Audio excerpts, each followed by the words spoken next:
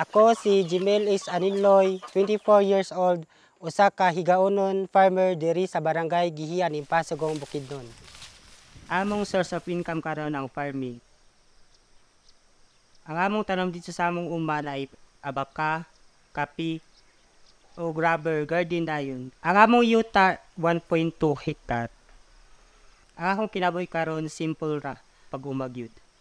Logid lang ako ang ginakuan o panginabuhian sa akong pangadlaw-adlaw nga kinabuhi.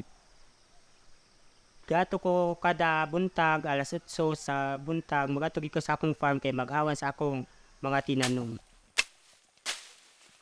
Sa una, ang nakalisan sa mga di sa unang dalan git kay kung nakay kita ay nakay gakani sa imong uma, di na gid pakapaingon sa inyong pangkusong mo. Kay sa wala gid sa kinadiri nga mukuha sa among mga uma mo ato dito sa patag kay baligya, wala gyud.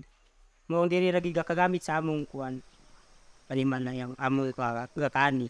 Kung nami tanam sa among umaga giyan og bagyo gakalandslide na wali pa uso ang mga insurance sa una, so say gapangitan nami og pagi para makakaon lang.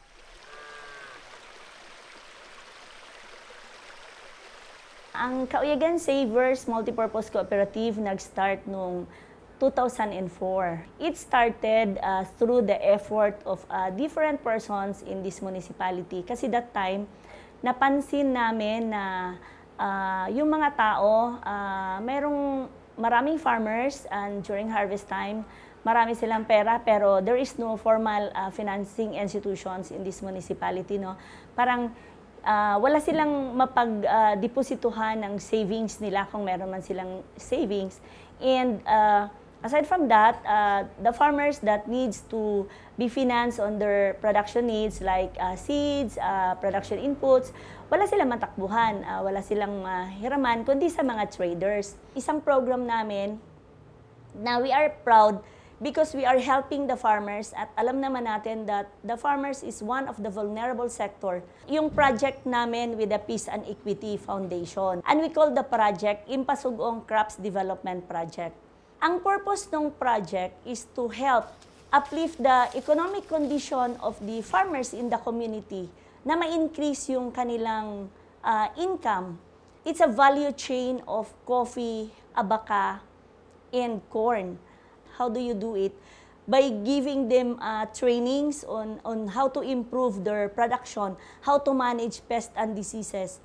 Next is doon sa pag ma-minimize mo yung mga losses and wastages niya during doon sa processing time, mag-earn din sila. Si Kauyagan Savers Multipurpose Cooperative sa pakipag-partnership niya with farmers organization sa communities which is Gihian, Dumalaging, and Sayawan.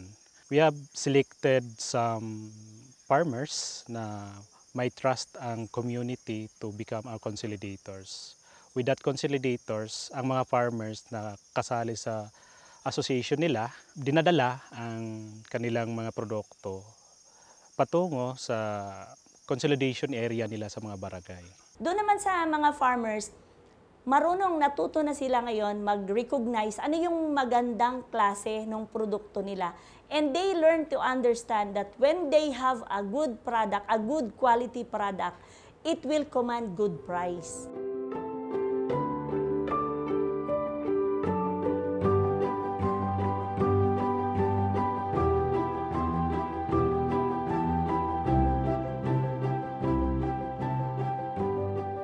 Bahin sa kita sa farmers, dili na mo masulti gyud kung pila gyud ang iyang kita. Pero pinaagi sa gihatag sa kauyagan nga premium price, kung magsulti og premium price, ang prevailing price sa traders is ginaadan ni kauyagan og 2 to 3 pesos, which is motoy say dugang sa iyang income ni farmer. Aside adtong tracking fee nga nalibre niya, which is madugang pod sa iyang income.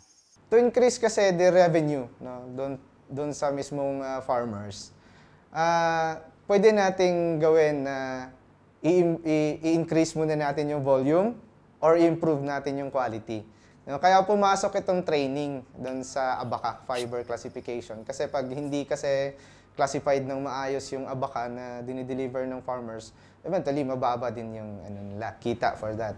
So kasama ng ICDP ay yung training na ma-improve yung kanilang quality doon sa abaca. Sa pagtabang ni PEF sa kauyagan, nag-open siya og opportunities to partners with NGOs, GOs, pareha sa DTI Rapid, PhilCafe, ACDI Boca, PhilCafe, ug uban pa.